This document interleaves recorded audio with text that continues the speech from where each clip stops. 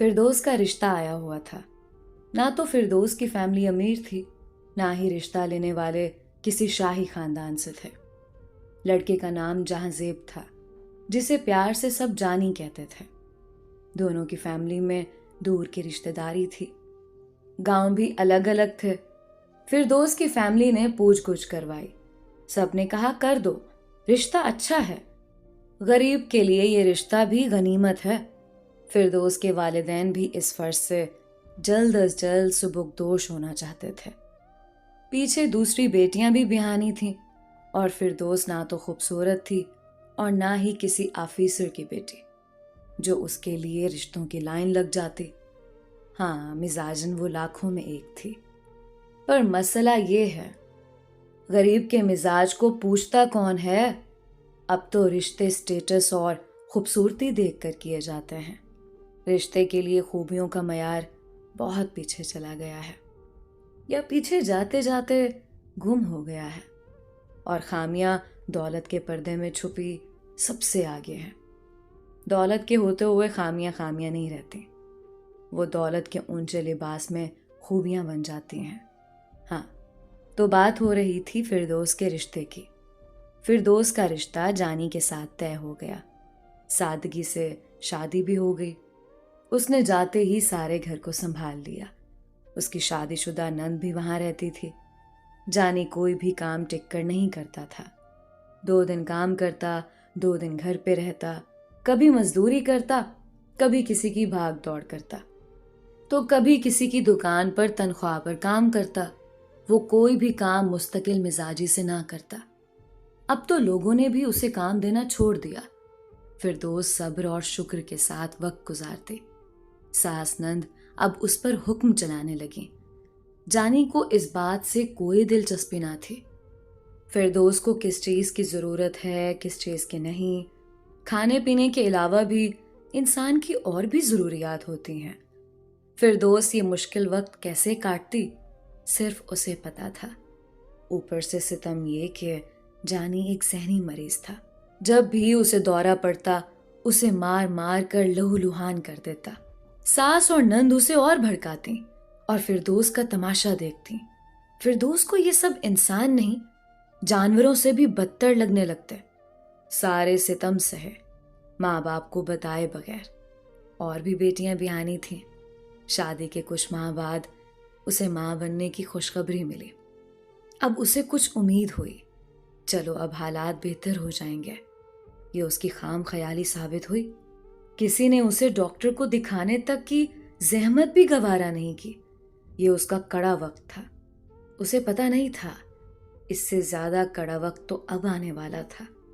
उसके दिन पूरे हो गए थे जब उसकी तकलीफ हद से बढ़ गई। वो तकलीफ से करहा रही थी। तब जाकर सास और शौहर को ख्याल आया उसे डॉक्टर के पास ले चलें, कहीं उन पर कत्ल केस ना बन जाए। फिर दोस्त को शहर के करीबी अस्पताल में ले गए। डॉक्टर ने केस लेने से इनकार कर दिया। बड़ा ही पेचीदा केस था।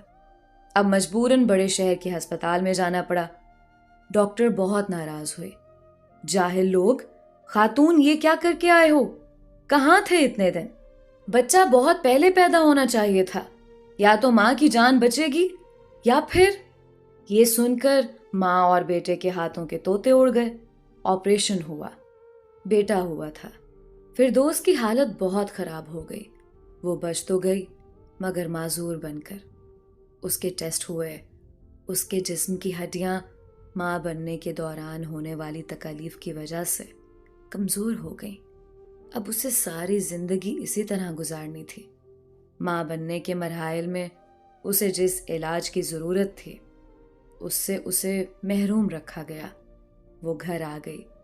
उसे हर चीज के लिए किसी की जरूरत पड़ती। उसका सारा जिस्म दर्द से चूर था। माँ भी कुछ दिन साथ रहकर रोकर चली गई। वो उसे साथ ले जाना चाहती थी। फिरदौस के शौहर जानी और सास ने जाने ना दिया।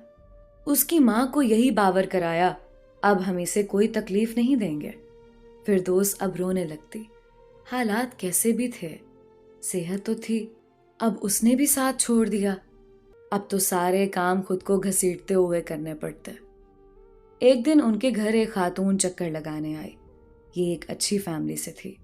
فردوس کو دیکھا گھسیٹتے گھسیٹتے کپڑے دھو رہی تھی۔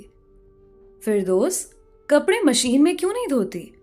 آنٹی، میرے پاس مشین نہیں۔ وہ روحان سی ہو گئی۔ بڑے عرصے کے بعد کسی نے پیار سے بات کی تھی، ورنہ لوگ اب اسے اچھوت سمجھنے لگے تھے۔ یہ جو تمہارے گھر میں مشین پڑی ہے، اس خاتون کی ساری نظر کونے میں پڑی مشین کی طرف تھی۔ یہ میری نند کی ہے۔ اب خاتون کو ساری کہانی سمجھ میں آ گئی۔ اسے فردوس کو دیکھ کر بڑا دکھ ہوا۔ اسے فردوس پر بڑا رحم آیا۔ سب سے پہلے اپنے بیٹوں سے یہی کہا، مجھے آج کے دن ہی واشنگ مشین چاہیے، کوئی سوال نہیں چلے گا۔ بیٹوں نے حکم کی تعمیل کی۔ اس خاتون نے واشنگ مشین فردوس کے گھر بھجوا دی۔ فردوس کو اس پر بھی بہت سننا پڑی۔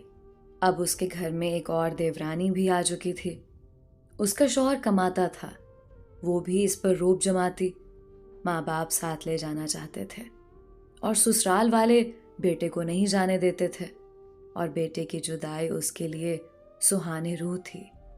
اس کی تکلیف اب بڑھتی جا رہی تھی۔ بیٹا 4-5 سال کا ہو گیا، وہ اپنی توتلی زبان میں ماں سے پیار بھری باتیں کرتا۔ امی، میں آپ کو پانی پلاؤں؟ امی، میں آپ کا یہ کام کروں؟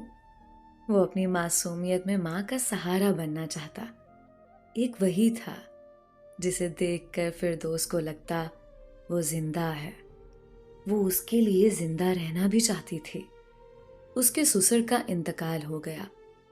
وہ جیسے ہی زمین پر بیٹھی، اس سے اٹھا نہ گیا۔ اس نے پاس بیٹھی خاتون سے کہا، مجھے اٹھنے میں سہارا دے دو۔ اس خاتون نے فردوس کو حقارت سے دیکھتے ہوئے کہا، میں خود بھی بیمار ہوں، تمہیں کہاں سے سہارا دوں؟ فردوس کو بڑا دکھ ہوا۔ تھوڑی دور بیٹھی خاتون نے یہ بات سن لی تھی۔ فردوس سے کہا، آؤ فردوس، میں تمہیں اٹھنے میں مدد کروں۔ فردوس نے مشکور نگاہوں سے اسے دیکھا۔ وہ جب بھی زمین پر بیٹھتی، اسے اٹھنے میں آدھا گھنٹہ لگ ہی جاتا۔ بڑی مشکل ترین زندگی تھی۔ فردوس کے جانی کو بڑے دنوں بعد دورہ پڑا تھا۔ اس نے مار مار کر فردوس کو لہو لہان کر دیا۔ اس کا خون بہہ رہا تھا۔ کسی نے بھی اسے چھڑوانے کی زحمت گوارا نہ کی۔ محلے میں کسی نے اس کے والدین کو فون کیا، اپنی بیٹی کو آ کر لے جائیں، ورنہ جانی اسے مار دے گا، وہ پہلے ہی بیمار ہے۔ ماں باپ آئے، بیٹی کو جو لہو لہان دیکھا، ان کے کلیجے پھٹنے لگے۔ انہوں نے سب گھر والوں کو برا بھلا کہا۔ فردوس کو ساتھ لے گئے، اس وعدے کے ساتھ کہ اب وہ اس جہنم میں کبھی واپس نہیں آئے گی۔ یہ تھی فردوس کی نامکمل داستان۔ پتہ نہیں ایسی کتنی داستانیں معاشرے میں بکھری پڑی ہیں۔